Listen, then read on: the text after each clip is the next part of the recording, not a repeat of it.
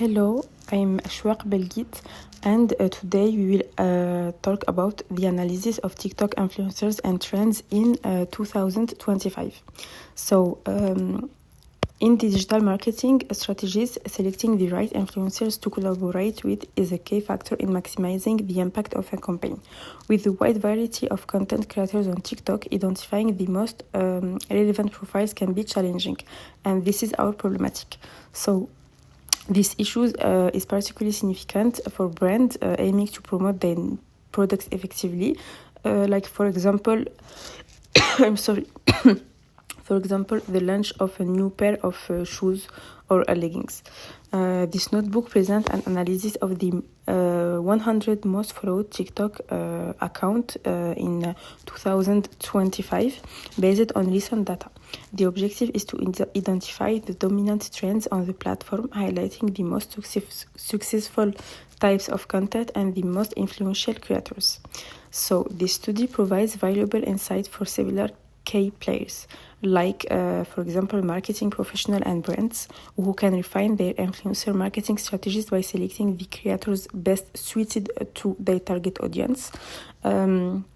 Or also social media analysts who will gain a comprehensive view of current TikTok dynamics and emerging trends. Or, for example, content creators who can adjust their approach and optimize their visibility based on the latest trends. So by leveraging this analysis, businesses and marketers can adopt a more data-driven approach to developing TikTok marketing campaigns, ensuring that strategic decisions are based on concrete insights. This enables brands to enhance their engagement and reach the right audience, and also ultimately improve the effectiveness of their influencer collaboration. Okay, so now we're going to go to the presentation of the code, which is divided in 7 parts to be able to explain it to you. So the first part is going to be to look at the information inside the table. It's to make sure that the data is clean and complete. So we're going to analyze the column containing text. And then we're going to look for anything that is missing, which is on the insult right here. Then we're going to, right after, look for any content that is duplicated, which we don't, so it's good. Right after this is going to be the analyzing of the numbers. This part is to understand the distribution and the tendency of key numbers. So we're going to look at how many times the rank is happening. So it's one for each person, which is good because there's only one user. And then right after, we're going to look at the information on the following column. So we're going to have the most frequent value at following mode, and then we're going to have the average value at the following min. Then afterwards, the maximum value at following max, and the minimum value at following min. So this is for the second part. The third part is about organizing the data. It's to structure it for better analysis. So what we do is that we reset the entire table to start off with a clean start. And then we're going to display the list of columns right here to make sure that everything is clear. We're going to retrieve specific rows on def 2 and 2.9. And then we're going to change the columns names for it to be easier, which is on the uploads right here. Okay, so now that we've just done all that, we're going to move to the fourth part, which is about adjusting the numbers. That is to have a clean data to prepare it for analysis. So we transform certain columns into numbers for better analysis. And then we're going to delete the column that is considered no longer useful. In this part, it's the column rank, because it's all ones. So now that everything is prepared and clean, we're going to analyze the trends. This is to identify the tendency and possible anomalies. So we're going to look at how many likes people have. And then for each of those, we're going to have the average and the maximum. After this, we going to, forgive me.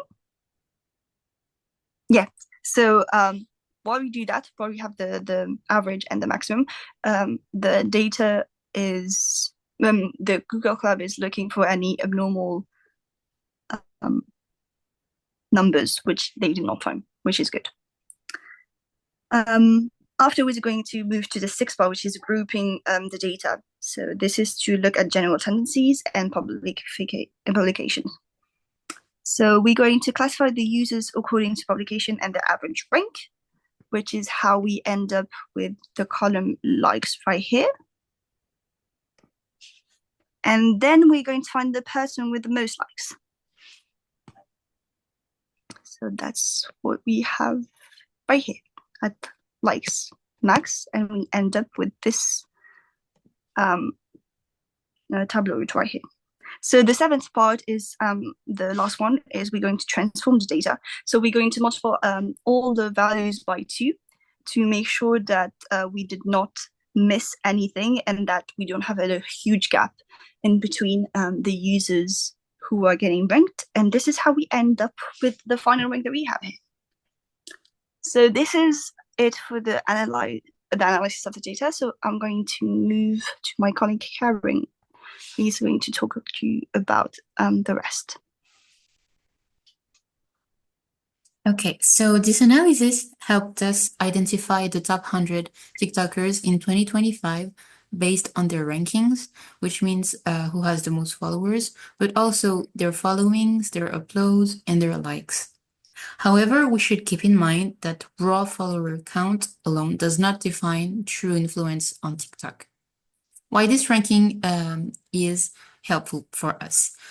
First of all, it helps with trend analysis. How will you say?